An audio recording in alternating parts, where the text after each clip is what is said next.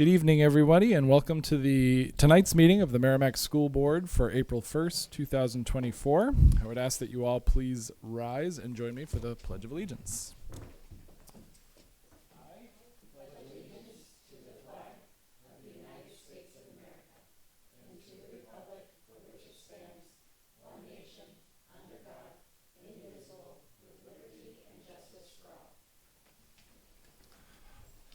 Thank you. We're going to begin tonight's meeting a little differently as we are starting the meeting tonight with a public hearing for the school board to authorize the purchase of Witten Wisdom, the curriculum for Witten Wisdom, from our surplus funds for this school year in the amount of $237,000. No, $237,000, $500. Excuse me, $237,500. Long day. And I am going to turn over the presentation of the Witten Wisdom curriculum to our Assistant Superintendent for Curriculum and Instruction, Miss Amy Doyle.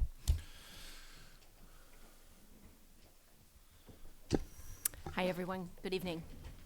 I've put together some slides. I know that we have had a lot of conversations over the last couple of years about this intentional shift from balanced literacy to structured literacy. So I thought what I would try to do tonight is anticipate what a community member might be thinking about related to this purchase. And as always, I'm happy to answer any questions that you may have. And I would also encourage anyone from the community to reach out to me either through email or give me a call if they have specific questions about this program as well. So as we have talked, we are making that intentional shift. I put a quote first that is attributed to the Reading League. I don't know how familiar folks are with that organization, but they're a national organization. New Hampshire just recently has our own chapter from the Reading League. But one of their core beliefs is that all students deserve to learn to read, and the belief that all teachers can learn to teach them. And so as we go through this process and talk about what we're doing here in Merrimack, I just want to keep in mind that our goal is to create skilled readers that are confident, that they can read, write, listen, and speak in effective ways to communicate what they want out of their own lives and be able to have the skills to build them. I really want to focus tonight on the core program of Witten Wisdom, but also to remind folks that over the last few years, we have been replacing and implementing core programs that are aligned with the science of reading, which in and of itself is not a program, it is an approach, and we can talk more about the science of reading if we need to or want to tonight. But we have implemented Heggerty and Foundations and Geodes in our lower elementary schools, and then Spelling Connections we've been using in grades 3, 4, 5, and 6. And so as we go through and talk about things like word recognition and word study, we have already done a lot of the foundational pieces to our programming. And Witten Wisdom is the final component, I feel, in that shift to structured literacy. And when we think about the science of reading versus balanced literacy, what we're really talking about is the explicit teaching of skills. We're not leaving things up to chance. And this is not to say that the balanced literacy approach of immersion, we are still providing students with high quality core texts. We're still putting books in kids' hands to be able to practice. But it is that shift of we are teaching reading as a skill.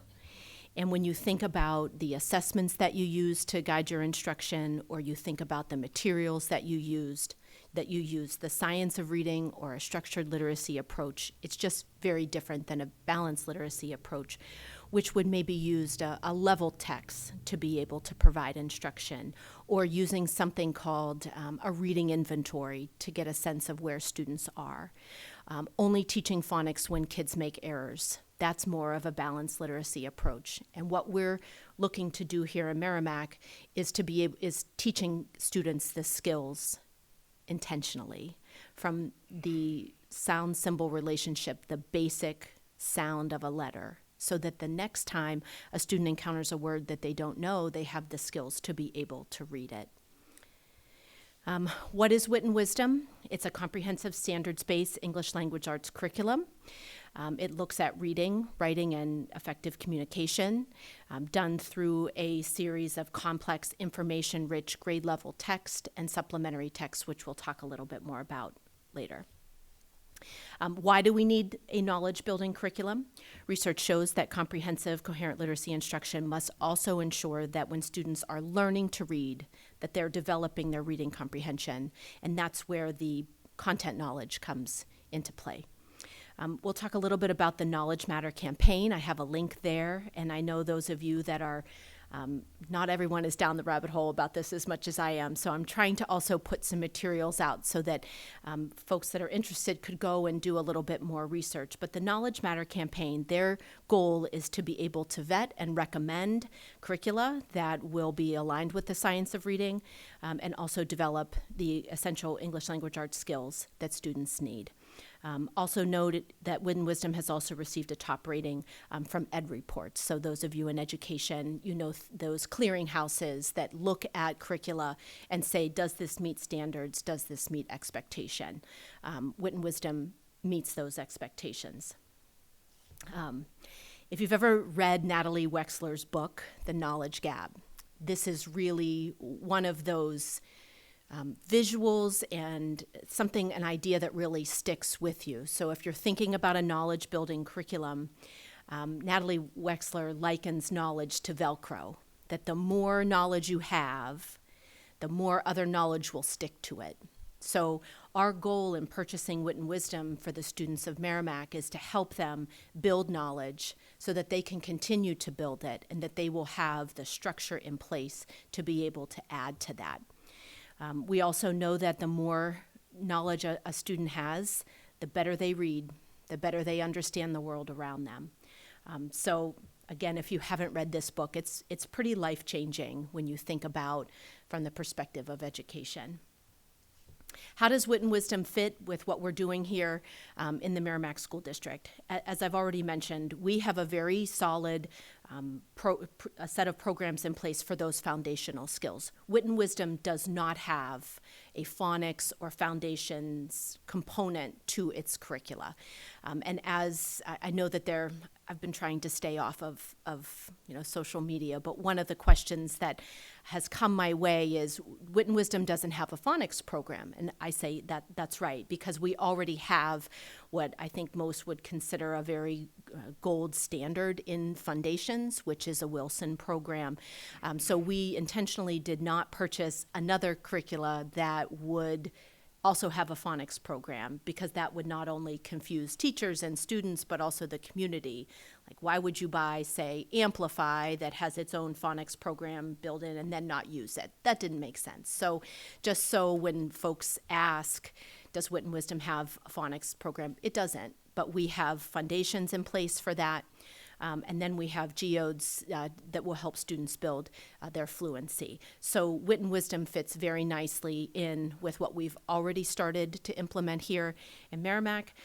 It's also produced by the same company that produces geodes, and if you have the good fortune of having a kindergarten through second grader, they are reading those knowledge building, they're called decodable readers, to help them practice the skills that they're learning in Foundations. And the geodes are aligned to the same scope and sequence as Foundations. So if you think about it, it all is working together. I've talked in previous presentations about Scarborough's reading rope, and this is how we build skilled reading. And so I just wanted to provide this visual to talk about where Wit and Wisdom fits in to this approach. So if you think about the language comprehension piece of the reading rope, this is where Wit and Wisdom and the geodes would come in, building the knowledge that students need, helping with their vocabulary, looking at more complex language structures, looking at inferencing and using metaphors and figurative language, and really being able to look at print and media in different genres and make sense of it. And then at the bottom, you have your word recognition components, and that's where Heggerty, Foundations, geodes, and spelling connections, they're going to address those pieces at the bottom. So again, as you see, we need both parts. We need the language comprehension, the knowledge building part, and we also need the word recognition and the foundational skills. And so you can see how Wit and Wisdom fits into this approach. The framework for Wit and Wisdom is really a set of strategic questions. They call it notice and wondering. and instructional protocols that are designed to support both the teachers and the students as they practice reading, writing, and speaking using exceptionally rich and diverse texts. Each module is about 6 to 8 weeks. Discussions and activities are built into the daily practice. Writing is text-based and text-inspired with very clear instructional routines. And there are high-quality materials for teachers and students. I did put some materials off to the side over here if you had a chance to look at them when they came in. As you know, we have a pilot running in 5th and 6th grade this year, so that's just a sampling of what 5th grade is doing and then also what 6th grade is doing. Just a quick overview. Again, each grade level has 4 modules. Wit and Wisdom is a K-8 program. We're not tonight purchasing the materials for 7th and 8th grade, primarily because they have only done a very small pilot in 7th and 8th grade, and we're not moving forward with that right now. We may in the future, but this would be looking to implement Wit and Wisdom K-6. Again, about those core texts, you will have core texts. They are much beloved and award-winning books, both from contemporary and established authors. You'll see Caldecott Award winners, Newbery Award winners.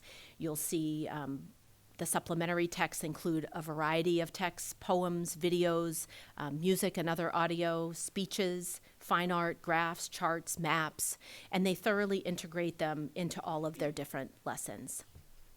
This is an example of how Geodes and Wit and Wisdom work together to build knowledge at the kindergarten level. So you'll see the core texts above across the top.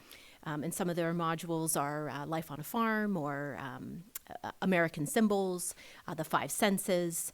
And then down below, you'll see how the Geodes continue and contribute to that knowledge building at the same time. They're not exactly the same, but they are aligned to the interests and needs of students at the kindergarten level. And then an upper grade level, you would see each module has a theme, and then you'll see some core texts that go along with those modules. I tried to keep it short. I know that folks might still have questions, so if you do, as I mentioned, you can feel free to email me. If any of you have questions, I'm happy to take them. I did have Adam Goodman, our district webmaster, put this slideshow up, so if other members of the community wanted to review this information, I'm happy to answer more questions. Happy to open it up. Do we have any questions from the board? Yeah, go ahead, Lori. Not so much a question, just I've looked at every module, every book, every YouTube video of every module. I'm very impressed with the curriculum. I reached out to the publisher, which is great when you have a teacher email to do that. And one of the things that I really, really like about it is the breadth and depth of the texts. Even in kindergarten, there's beautiful fiction, there's wonderful nonfiction. I love that background knowledge that it's building in our students, along with what they are learning and will be learning as they grow up. And so I really like this curriculum. I also support using our retained funds for it. It was a way to put our budget in a little bit better space below inflation, and that's what the retained budget is for when we need to do a large purchase like this. Yeah, go ahead, Lori. So for the last 2 years in our goals meeting in June, literacy has been a number 1 goal for our district. So I'm fully supportive, and I agree. I think this curriculum is needed, and I think it's really important, the work that you're doing. So good job. Thank you. I appreciate your support.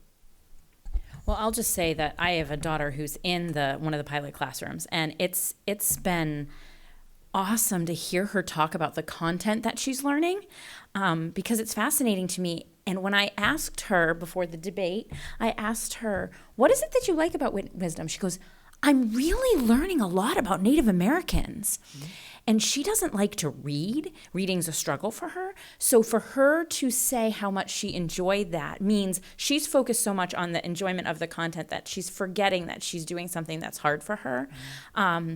So I thought it was cool that the thing she noticed about it was something that is true about the curriculum, that is a selling point of the curriculum, the deep content dive. Mm-hmm. And she picked up on that. She feels like she's really learning deep content, and the fluency stuff that we're doing at home has been transformative. So I am so excited about this, and also supportive of using retained funds for the exact same reason that Lori spoke of.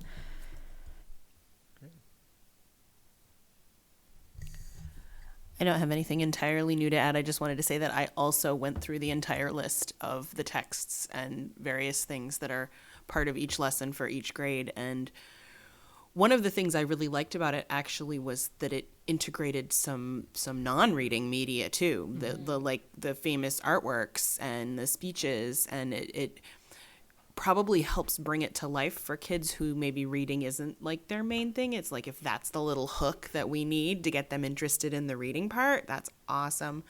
There was something else I wanted to say. Oh, I and also just from a logistics standpoint, because this is a hearing to expend the money, I agree that it is absolutely an appropriate use of those retained funds. And if anyone has questions about why, I'll go into it in more detail, but I don't think I need to other than that. Great. And I'll just add, I knew going into this public hearing tonight that I was going to support it because of all the people I know who have used it, have loved it. I've heard Jenna talk about it because of her daughter going through that pilot program. We have folks in the room whom I consider reading experts when it comes to this stuff, who are very supportive of this program. And so when I started digging into it, when we got all this information, it was a no-brainer for me. So I'm in full support of this addition to our already improved curriculum, and I'm very much in support of our contingency funds for something like this, because as Lori said, this is exactly why we have them. So. Do we have a motion? I'll make a motion to accept or to purchase Wit and Wisdom curriculum from surplus funds in the amount of $237,500. Second. Second from Jenna. All those in favor? Aye. Passes 5-0-0. Welcome to Merrimack, Wit and Wisdom. It was a no-brainer. No-brainer. It was an easy one. Thank you, too, for that presentation, Amy. I think that the people in the community are really going to appreciate that, and having that as a reference. That was very well done. Thank you. And now back to your regularly scheduled program. Going to open up our public participation portion of the meeting. If you wish to address the school board tonight, the microphone is open. We just ask that you please state your name and address for the record. And if you are a student, there is no need to state your address, just your name. So the floor is yours. Hi, Joanne Grobecker, 27 Craig Drive. My daughter Evelyn's in one of the 5th grade pilot programs, classrooms doing Wit and Wisdom, and she asked me to share what she had written for public comment. She says, I started doing Wit and Wisdom later than my classmates, but I found a way to catch up. I love learning about the Nez Perce tribe. Wit and Wisdom has helped me learn how to write a paragraph better. I like how I can talk with others about Wit and Wisdom. Right now we are reading Thunder Rolling in the Mountains. And I'm so grateful about the last 2 years in Merrimack, watching us shift from a balanced literacy, look at the picture and guess district, to reading every single child. We know 95% of children can learn how to read, and giving teachers the curriculum, the tools, all of the professional development so that they feel empowered and have the curriculum to teach every single child how to read is so powerful. And this, I know this is just the cherry on top, but it feels really good knowing that they're not going to have these reading skills and then be left to their own classrooms, their own purchases, whatever books are left over from the teacher who had the classroom before. But this is a purposeful program that provides equity across all 3 elementary schools, and all 3 elementary schools moving to 5th grade in JMUS have all had the same curriculum. They all have the same content knowledge. When I asked my 5th grader to write something and she wrote about the Nez Perce tribe, my 2nd grader said, hey, I know about the Nez Perce tribe. And she knew very basic information from the geodes decodable text that they use in elementary school. And just seeing that regardless of in 2nd grade, by the time she gets to 5th grade, she'll have years of learning about information that she can build off to have these just deep. My daughter was talking, I know people are concerned about Chromebooks, I am too, but having her work on her penmanship, writing out paragraphs, having those conversations and the dialogues, learning how to make eye contact, how to a big thing for her was disagreeing with ideas and not with the person, being able to take a stand for ideas you believe in. These are skills that are going to be so helpful when they reach middle school, high school, in careers. Just, I could not thank you enough for this purchase. And I appreciate you using surplus funds so that the teachers can really get the curriculum and hit the ground running the first day of school and not be trying to do professional development while they're setting up classrooms and all of that. I think this is just really seamless, and I'm grateful my fifth grader gets a little bit of this experience, but I'm so excited to watch my second grader now get the full Merrimack literacy experience. It's just, I'm really proud to be a parent in Merrimack, so thank you.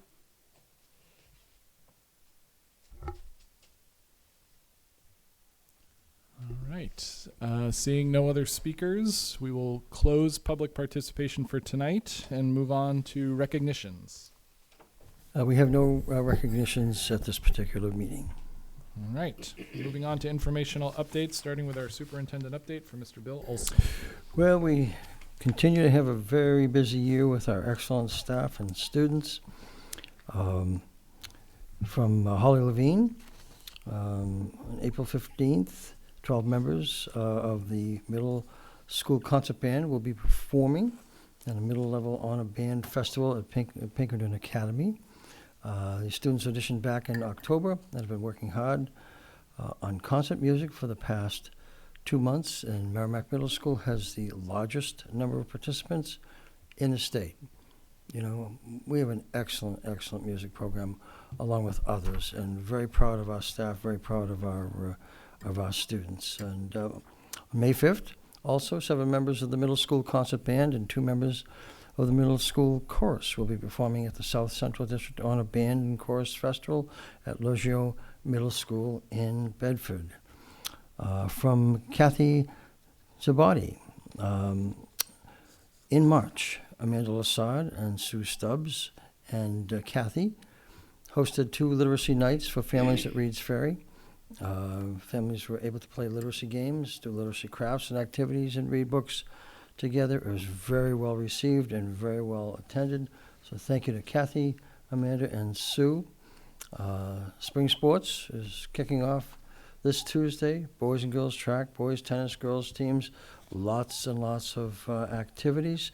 I want to mention the names of some students who will be receiving an award from the New Hampshire Interscholastic Athletic Association and the New Hampshire Athletic Directors Association Scholar Athlete. Benjamin Basoli, and I apologize if I mispronounce anyone's name, Alexis Best, Chavi Chandrasekaran, Ryan Church, Ella Fong, Cosimo Fracano, Michael Gendron, Mia Getchell, Riley Pausich, Shannon Sasha, Matthew Schmidt, Emma Charette, Kishan Shrivavasan, Emily Theriol, Courtney Wood, Avery Hui, Noah Khan, Elliot Medlock, and Maxwell Naughton. Congratulations to all of them for being outstanding scholar athletes. Fourth graders at TFS participated in a grade-wide wax museum. We heard about that last week when we had a meeting and we toured the building. TFS, Amy, Melissa, and I, each fourth grader picked a prominent person from New Hampshire, and working in conjunction with their library media specialist, Mrs. Martin. I wonder who that might be. I've never heard of it. Students researched and learned about their person and wrote a short speech.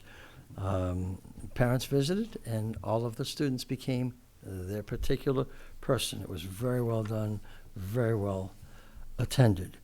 Finlet 300, which is the New Hampshire Financial Literacy Capability Challenge. Students will be competing from Merrimack, be competing in that state competition on Wednesday, weather pending. This could be an exciting week for weather, as you know, even though it's spring. They'll be leaving for the competition very early on Wednesday morning. And these are students who have scored very well and are very competitive in the area of earning income, spending, saving, investing, managing credit, and managing risk. That's an area that we really need to focus and continue to focus on, financial literacy for our students. And so congratulations to, I forgot to mention Carolyn Masterson. Carolyn has done a great job with the Finland 300 competition. From Nicole Diggins at Thornton's Ferry, there was a winter fun week at Thornton's Ferry by two students who worked on that. Those students are Owen Arp and Lucas Lambert. They did an outstanding job. They were involved in a project-based learning experience, and they put together a whole week's worth of activities, both inside the building and outside the building, in sort of a Winterfest approach. All activities involved some degree of learning, and so talk about a couple of young leaders. And Owen and Lucas, we congratulate you on an outstanding job, even at the youngest grades in TFS. Terrific job. From Sally Eagle, students in Dr. Gonzalez's biology class and Ms. Jones' oceanology class, together with the Envirothon Club members, visited the New England Aquarium to further study aquatic ecosystems and food webs. Students in Ms. Kohler's toxins and biology classes are touring the National Wastewater Treatment Facility plant to understand the practical applications of filtration systems from a design and engineering perspective, something that we tend not to think too much about, but is extraordinarily important in our daily lives. The Middle School Drama Club held 2 sold-out performances of Percy Jackson, the Lightning Thief, this last weekend. The students did a phenomenal job with Mr. Karen and Mrs. Thompson in insisting it was one of the best musicals that MMS, the Merrimack Middle School, has ever conducted. So exciting things continuing to happen week in and week out in the school system. At RFS, they had a family engagement with the bingo night. They had a tremendous turnout of about 300 parents and students, and it was very, very successful at Reed's Ferry. So congratulations to Bonnie and her staff. And in terms of robotics, the robotics competition, this past weekend they completed a second competition at UNH, and they're preparing for the New England District Championships. We were one of the top robotic groups in the field, ending up 7th, but even though they did not finish first, they did take home the Chairman's Award, which is a very prestigious award at that particular event and helps them qualify for the district championships. So a school district on the move. Great staff, great students, wonderful things happen, and we're very proud of everyone. Thank you so much, Bill. It's great news. Great things happening. And now we move on to Assistant Superintendent for Curriculum Update from Ms. Doyle. Hello. I just want to thank you again for your support of the purchase of Wit and Wisdom. I'm really looking forward to what's next for our district, and I'm very excited about bringing it here. I wanted to mention that last Friday, March 29th, we had a 2-hour early release, and we offered some pretty terrific differentiated Google training. I want to take a minute to thank Angela Maslonka, Adam Goodman, James Costa, and Jason Pelletier, who helped organize that day. And we also had a whole host of building-based facilitators that helped to work on either a Google 101 training, 200 training, or 300 training. So we've put together some Google Classrooms that folks can continue to be provided with professional development and learning related to Google. At your seats tonight, I also put some information from a JMUS teacher who is looking to do some research through a voluntary anonymous survey.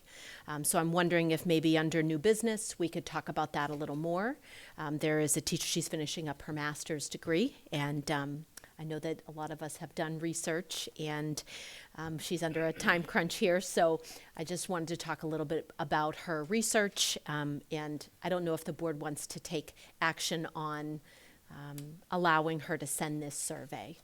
And if you need a little bit more time, I know that this was not in your packet, it's at your seat, and as I mentioned, maybe we could talk about it under new business.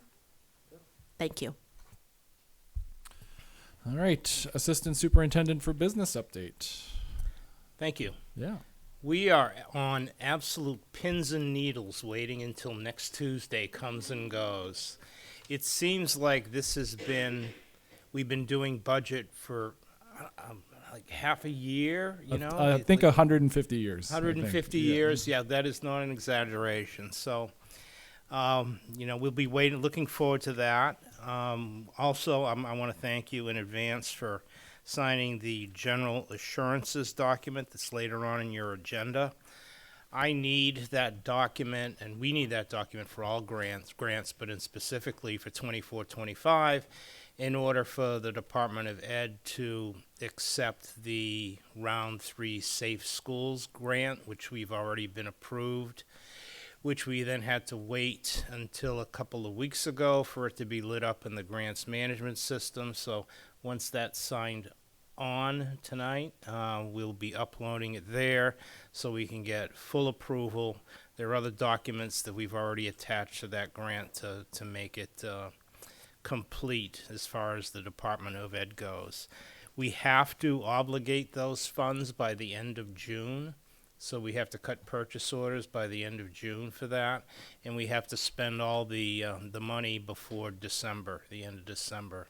And sometimes, because there's security cameras in there, and sometimes the lead time on those can be quite significant. So that'll be a consideration when we choose vendors. I don't want to lose money because something has a year's lead time on it, So we'll be looking into that. We'll be working it so we get the max return from the grant that's awarded, and we'll make sure that's done. We also have in a couple of weeks coming up my preliminary audits for my year-end, June 30. That's going to happen over the summertime. We usually have a couple of days where everybody comes down and we have preliminary audits. They go over a lot of questions and answers and pull invoices and, just kind of makes it a little bit less stressful in the summertime.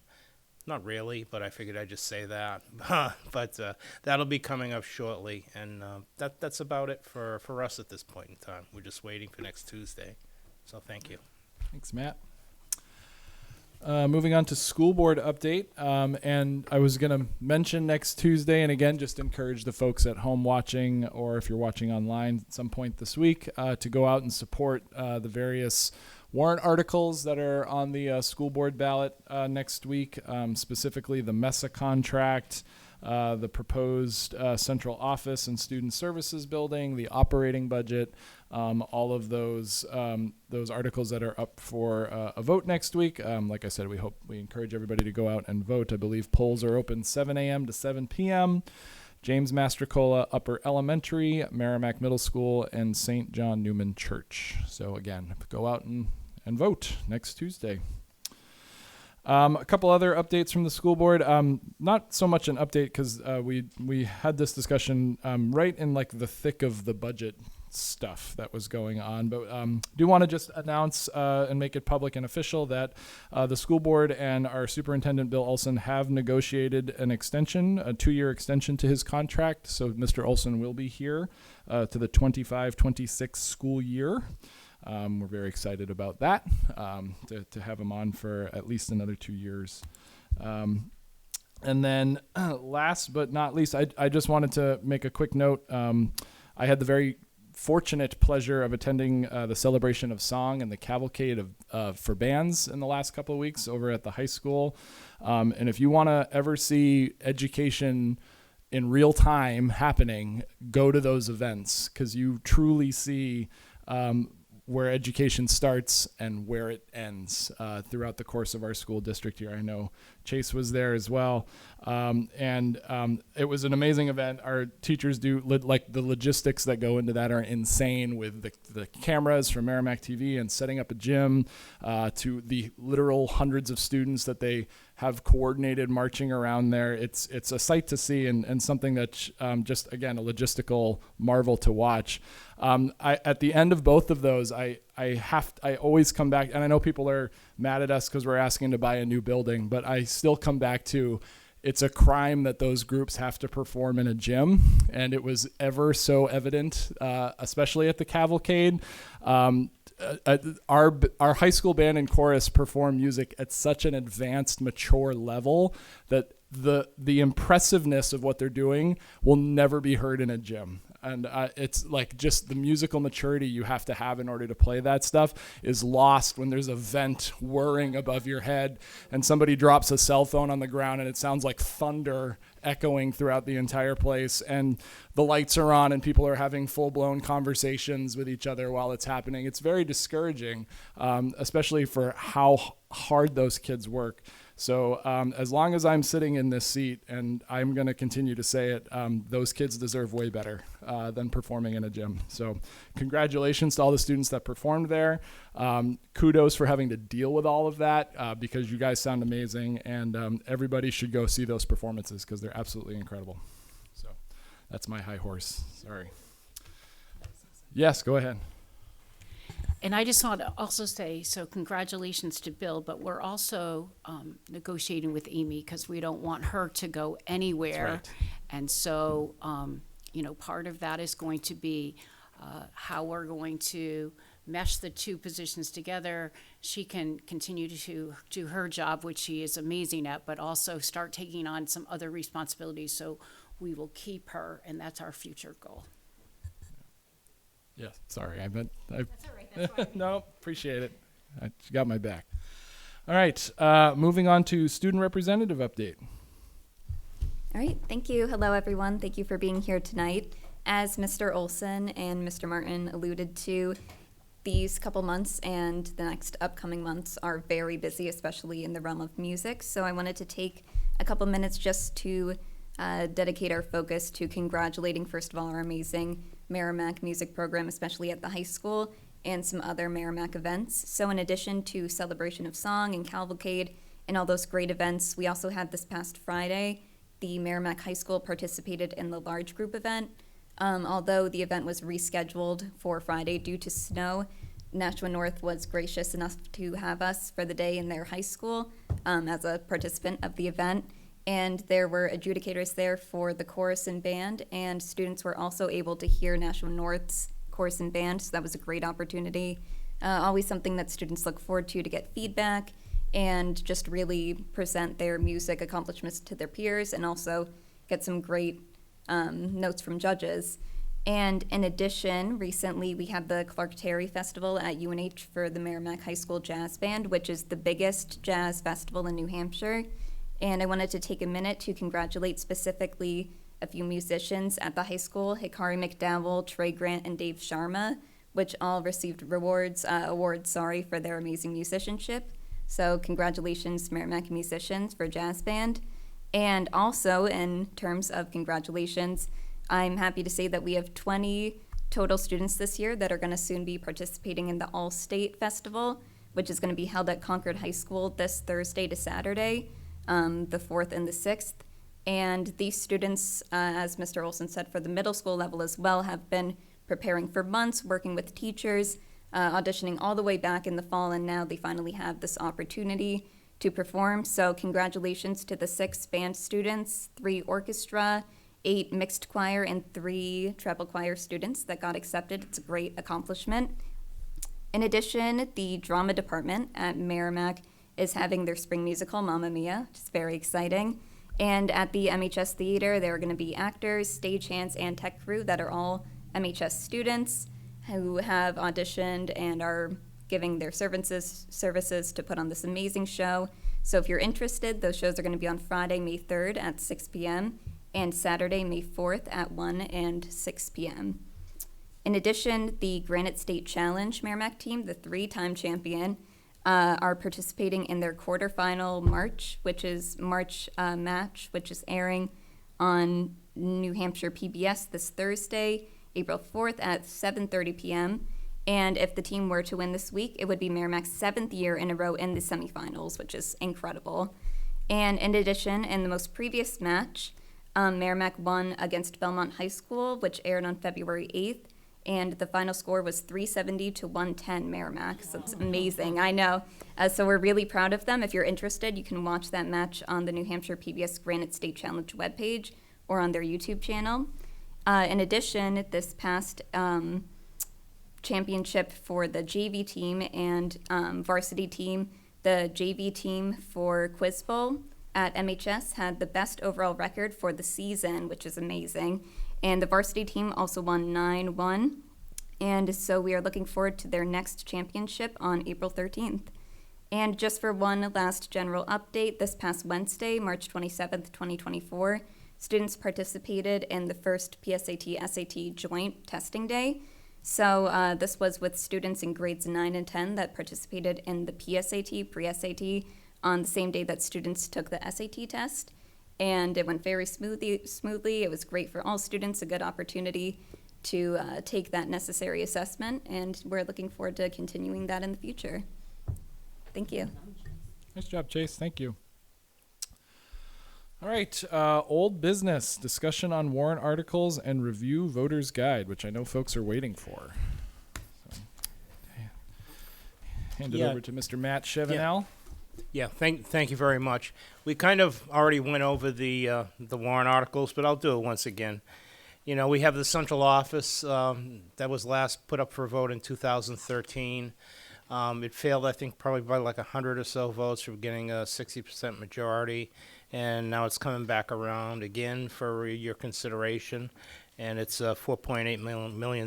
In the second year, it's the highest bond payment, and that's around $47 a year on a $500,000 house. So if you vote yes on a new central office, the highest year's payment is, less than a couple of a dollar a week, basically, when you think about it. So the next article that we have in the voter's guide, show everybody this is the voter's guide. It's yellow this year, so you can't miss it when it gets in your mailbox. The cool thing is, on the back, it's got a little cheat sheet. So we give you a little cheat sheet there so you can mark yes or no. So when you go into the voting booth, you're prepared. You know, you read this, you bring it, and you can go and you can vote, and you can, pre-fill out, or you can, talk to your neighbors about it too. It's a conversational piece, a good coffee table kind of thing to have out, during this time of year. So we have very important information on the support staff contract. Let me remind everybody, these are our food service people. These are the custodians. These are the paraprofessionals who work tirelessly, all of these people every single day. And they are the lowest paid people in the school district, and they're pretty low with comparative districts too. So the effort really is to bring this up over a 3-year period to make them somewhat competitive. We also have a trailer article for the support staff, and then we have a roof over at James Massacola Upper Elementary School and James Massacola Elementary School, and then we have basically the operating budget.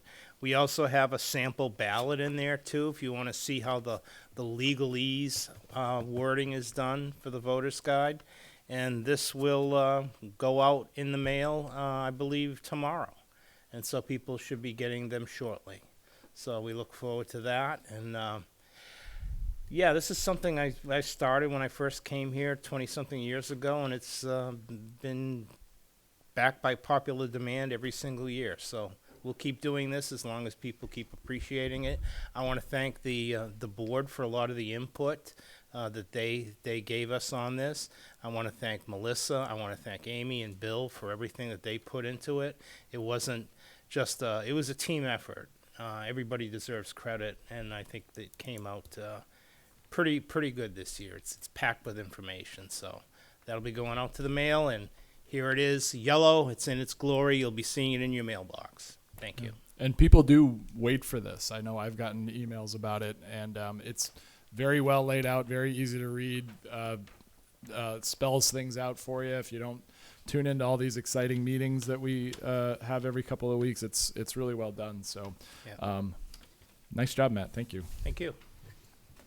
May I just say, add one more thing that I said it before. I think we're very fortunate to have one of the finest business administrators, assistant superintendents for business that any school district in this state could have. And this is a tremendous amount of information. Matt has done it for years.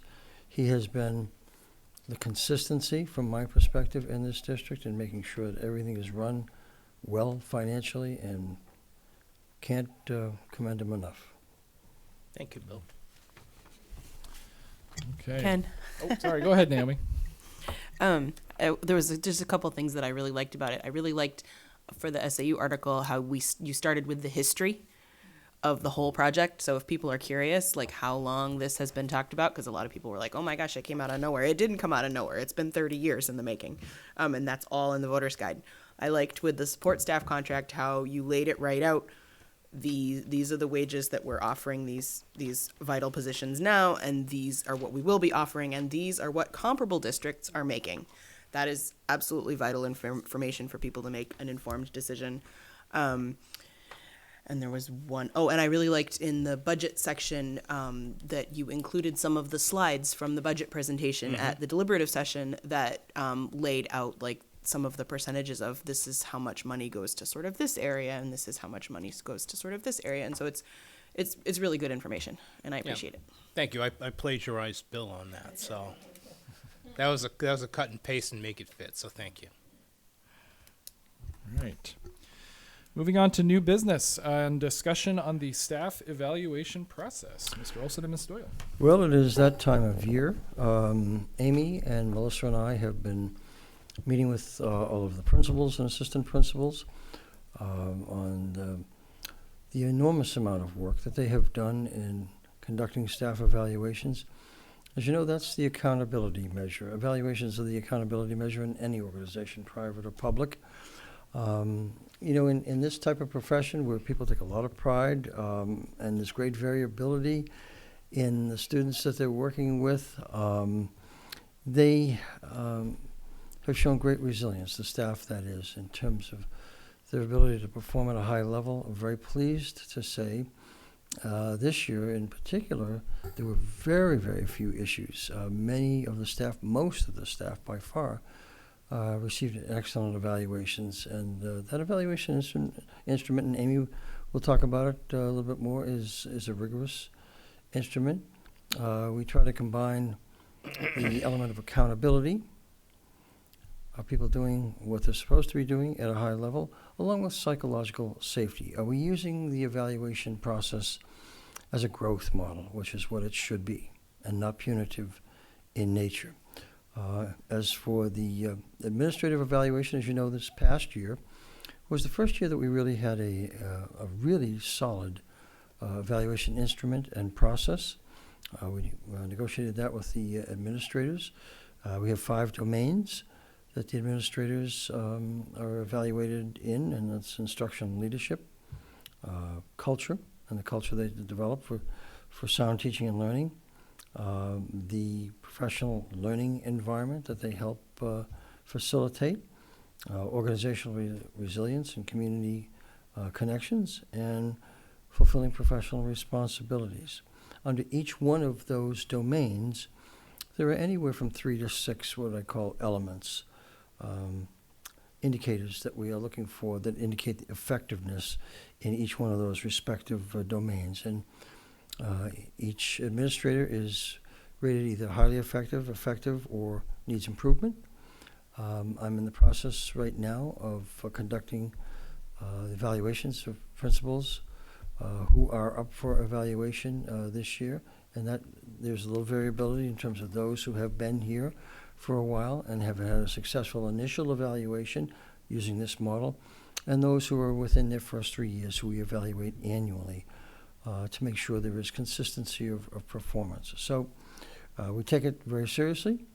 We enjoy it because we enjoy having those reflective conversations with the administrators, and we enjoy having those reflective conversations about the staff. And I know Amy has done a tremendous amount of work with the committee in terms of the teacher evaluation model, and let her take over and discuss that.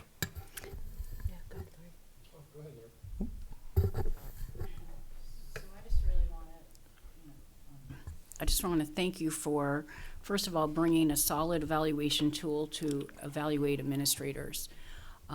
The school board, again, this school board got together, and we, as a board, really wanted to make sure that everyone was evaluated in this district, and people did self-evaluations and then evaluations with the person that oversaw them.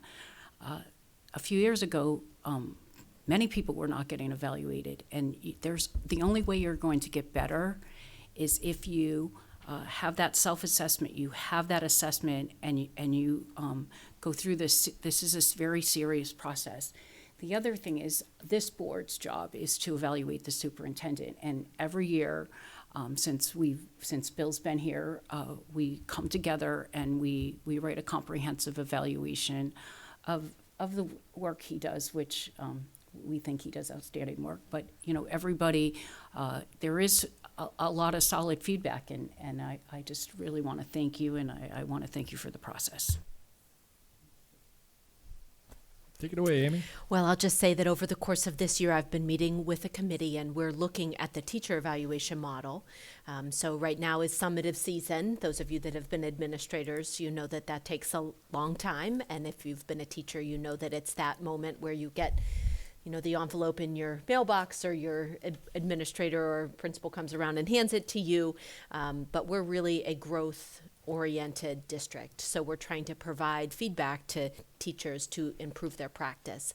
And one of the things that we noticed, and I think we had talked about this during our goal meeting, is that the current rubric that we have, we're looking to make some updates to that, and also just to bring some additional clarity to the process. As Lori said, just to ensure that everyone is evaluated from the teacher perspective, and they're getting the kind of support that they need. So hopefully by the end of this school year, I'll have some information to present to you, a new rubric. I think our process will stay pretty similar, but there will be some other pieces in there that I'll be able to highlight when it's appropriate. But we're excited about that. I would, in working with members of the Merrimack Teachers Association, there is representation on this committee from administrators, central office, building administration, teachers at all levels. It's been a very productive committee, and a lot of great conversation is going into it. So I'm excited to share that with you when it's ready. Great. I just have a quick question, and maybe more for clarification for folks who might be watching. What is the frequency in which teachers and administrators are evaluated or observed? Is it once a year, or is it a couple times a year? With respect to the administrators, those that are new are evaluated each year for the first 3 years. After that, it's generally a 2 to 3 year span based on conversations with myself, and I'll include Amy also, based on the goals that they seek to accomplish. Sometimes they can combine with another administrator and work on a particular goal area or goals. And we just keep a more informal monitoring of their progress, and we get back to, at a later time, a more formal goal-setting process and an evaluation. So, I think it works well. I've used this in the past in other districts. It's worked very well. And I can talk a little bit about the teachers. So teachers on a continuing contract are formally observed at least once every year, and that's at least. Sometimes it's more than that. If they have not achieved continuing contracts, so you're looking at probationary teachers, so if they've never secured continuing contract in another district or have what we call portable tenure, they are probationary for the first 5 years, and in year 1, they're observed 3 times. One of them is announced and the other 2 are unannounced, and then in years 2 and 3, they have 2 observations at least, 1 announced and 1 unannounced, and then in years 4 and 5, at least 1. And then probationary teachers receive a summative every year. And so right now, continuing contract teachers also receive a summative every year, but as you can imagine, that does get a little redundant. So that is one of the things that we're looking at investing some time in. When you have a teacher that's been here for 20 years, it is hard to find new things to say in their summative. So we are looking at, how can we enrich that experience through conversation and check-ins with their administrators. But that's, the schedule as it is right now for teachers. Great, thank you. So, Amy, do our administrators do a lot of walkthroughs? I know that's so it's kind of like mini observations. You can be in a classroom for 10 minutes. You can see if this, teacher has a student objective on the board. The students are engaged in learning. So those are just, kind of like Bill said, informal evaluations. And then, of course, all of our administrators do self-evaluations where they look at the work that they've done, the goals that they've done, and then how they think they did. Yes, but yes, as you mentioned, all administrators are out about in the building, walking through classrooms. Department chairs at the high school, they do a lot of that, the formal observations, but the administrators are still out and about. And an unannounced observation for a probationary teacher, could come from an informal walkthrough. So, we are, really trying all the time to provide feedback related to practice. Any other questions from the board? Thank you very much. Moving on to review and approval of the document entitled Fiscal Year 2025 General Assurances, Requirements, and Definitions for Participation in Federal Programs. This is a standard document that's sent to all school systems across the country who receive federal grant funds. It's basically an agreement. We are saying to the federal government that we will adhere to our fiduciary responsibilities, to what they expect in terms of expenditures in each respective grant area for the support of the goals and objectives of those respective grants. Our procurement processes sound and based on best practices. So it's a document that every school district signs to indicate to the federal government, we will comply with your regulatory requirements for receiving grant monies and spending them appropriately in the objectives of the particular grant. And if you're looking for it in your packet, you don't have it No. because Bill has it. Right. It's right there. I have to initial it, and the chair of the school board needs to initial it. So, and is that a document we are voting on to approve tonight? Is that Yes. Yes. Okay. So I will make a motion to accept the fiscal year 2025 general assurances, requirements, and definitions for participation in federal programs. Second. Second, discussion. All those in favor? Passes 5-0-0. Thank you. All right. If you have an old agenda, you notice that the next new business item was last day of school. But if you've been watching the weather recently, we're going to hold on that conversation. Yes. And instead, we're going to replace it with this survey that Amy was talking Great. to us about. No more snow, but Nope. here we are. At your seats tonight, I put a packet of information from JMU's teacher, Hannah Trovich. She is in a master's program that she's expected to graduate this May, and she is looking to complete some research with her colleagues at Muse and the lower elementary. With your approval tonight, she'd like to share the survey that I attached, and teachers could complete this voluntarily and anonymously. You will see from her outline that her research has gone to the Institutional Review Board. Those of us that are doing research, your IRB, where you're showing and demonstrating that there will be no harm to your subjects, that it is a safe and confidential manner, how their data will be collected and stored. And she is still awaiting their approval. I did speak to her this afternoon, and she sent along the proposal that she gave to the IRB. So if anyone would like that, I'm happy to pass it along. But essentially what she wants to study is how do we motivate teachers to implement new education programs and get some additional information about their use of UDL in the classroom. So again, with your approval, she would like to send this out to her colleagues, also noting that their names as well as the name Merrimack won't be part of her research. She's also willing to come and share her final product with the board if they'd like to see it. She's willing to come and do a presentation or share her paper with you, however the board would like that to go. I know that it is in the past that folks have come to present this portion, but because her IRB process has been delayed, I was talking with her this afternoon, and if you've done this kind of research, you know she's sort of up against a timeline here.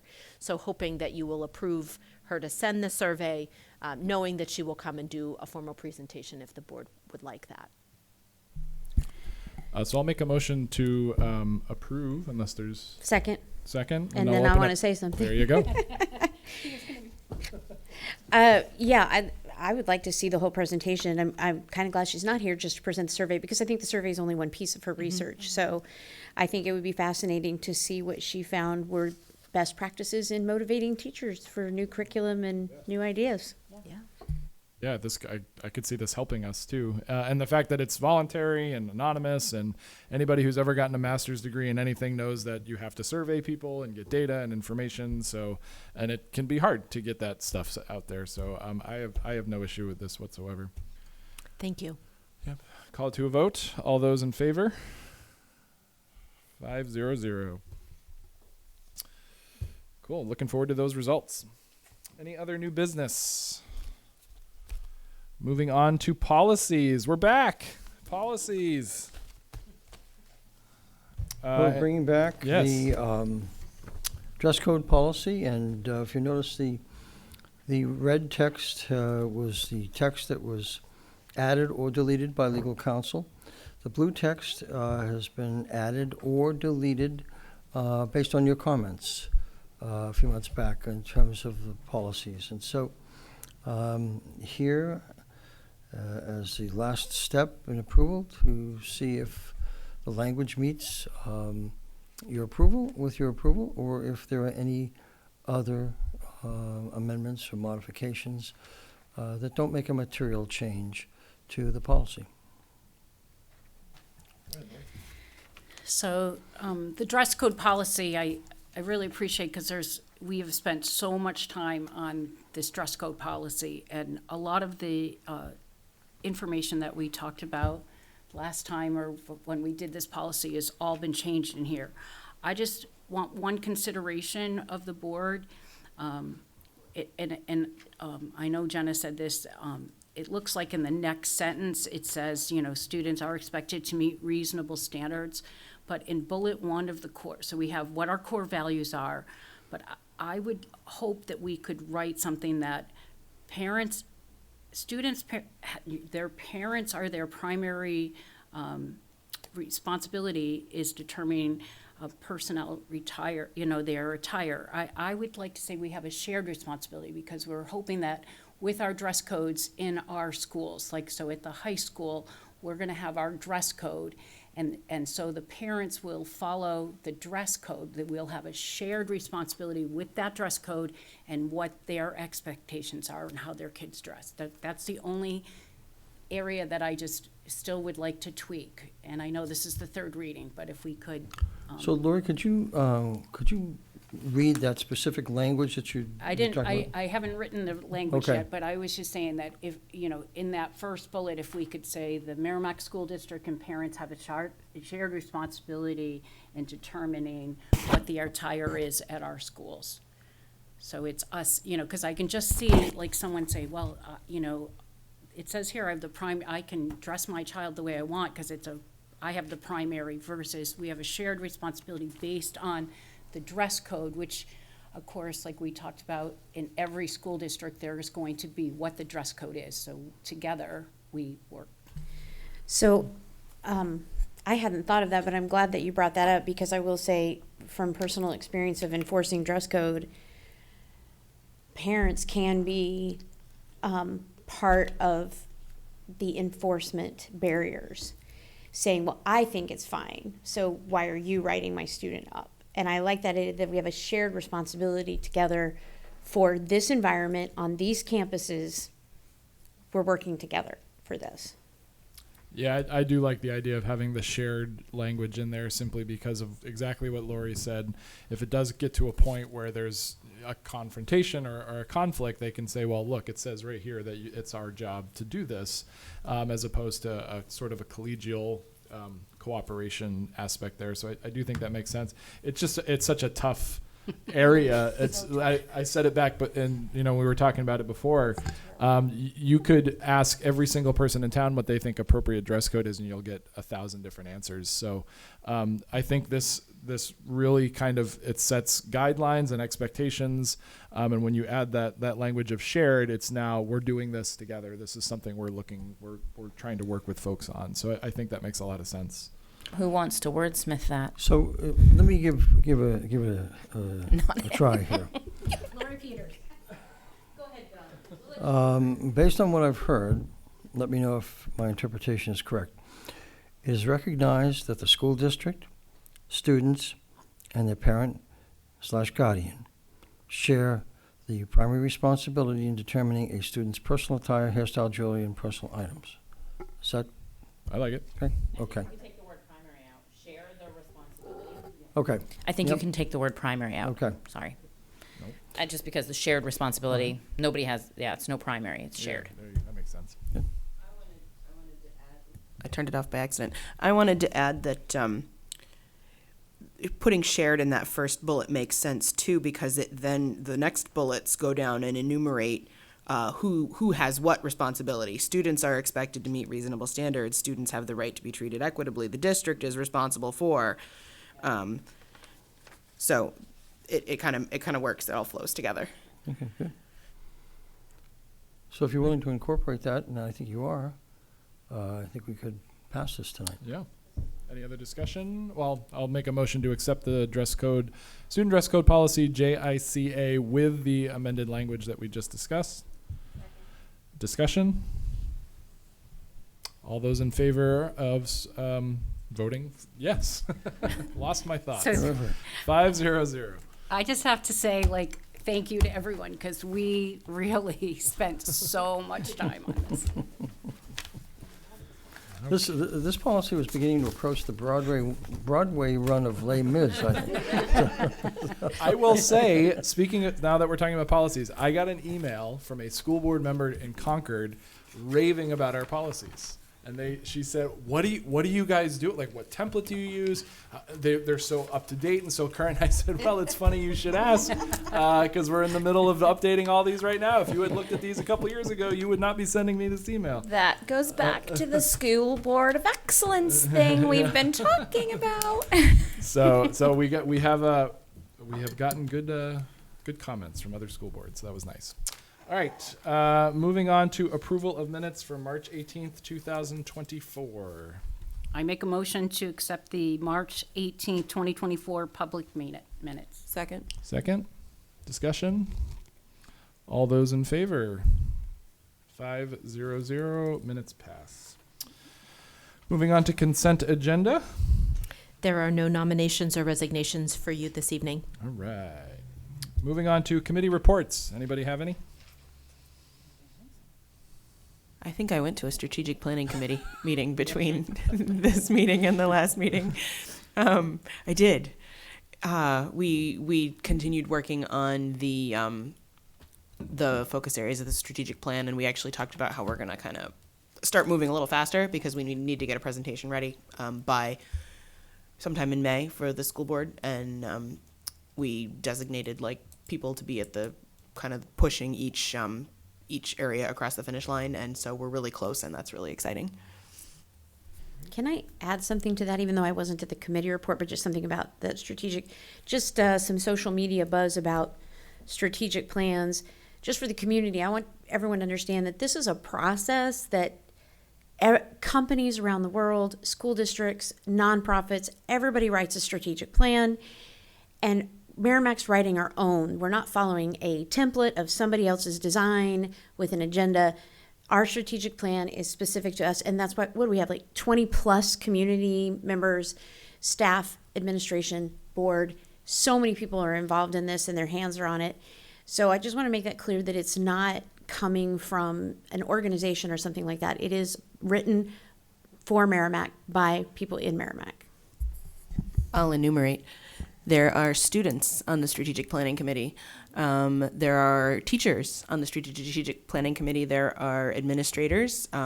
There are community members who have no children in the schools. There are business leaders on the strategic planning committee. There are people of all ages, from high school students all the way on up. So it's a really large group, and it's a really broad, diverse cross-section of the Merrimack community who's working on this plan. Any other committee reports? Correspondence? I've had a lot of correspondence about the SAU building, the election, the voter's guide, and Wit and Wisdom. Also election, also wit and wisdom. Yep, it's actually gotten a little quieter, and it's been Wit and Wisdom and the guide. So hopefully we answered your questions tonight. And then lastly, comments from the board. Go ahead, Lori. I just have, so I just want to thank the students who did the school board debate. And I want to let everyone know those same students are going to be doing the town council debate on 4/3 at 6:30. I thought, even though the debate wasn't well attended, there was a lot of people who watched it on TV, a lot of people. So we heard a lot of feedback. So great job, everyone. And I'll just echo that real quick. Sorry, Jenna. It was so well done. I thought it was just from the student presenters to the people up here doing the debate. It was just, it's like what debates should be. It was just very refreshing to watch that. And I just thought all around, I was cleaning my mother's garage while I was watching it on my phone. And I enjoyed it. I enjoyed the whole thing. So go ahead, Jenna. I just wanted to also thank those students. They did a really great job. I also want to thank Juanita Dangle because most people don't know her. She's a community member who uses Merrimack TV to find out information about candidates who are running. And so she gives everybody an opportunity to come in, and she calls it a stump speech, say a stump speech on camera, which is then recorded. It goes out on Merrimack TV. It hasn't gone out yet. I think she still has some recording to do. It'll go out later this week so that people have an opportunity to hear from each candidate personally. And I just love that she does it. She's the nicest woman. I've appreciated getting to know her and her husband when they do it. And it's worth watching. It allows you to see each candidate, hear from each candidate, and she works really hard on putting it together for the community. So I just wanted to thank her for her time because it's a huge chunk of time that she uses for that. Ken, may I just say something about the upcoming election? If anyone has any questions about any of the warrant articles, please call us. The bane of social media is misinformation that is sometimes included on social media, and we want people, whether you vote in support of something or to not support something, those votes should be based on accurate information. And we just want to make sure that all the voters do have accurate information. If you have any questions, no matter how insignificant you think it might be, call us. Either myself or Amy or Matt will be more than happy to provide you with information. Without editorialization, we just want you to have the correct information. And I'll just throw in another reminder. Next Tuesday, April 9th, 7 a.m. to 7 p.m. The middle school, Mastrocola Upper Elementary, and St. John's Church. Go out and vote.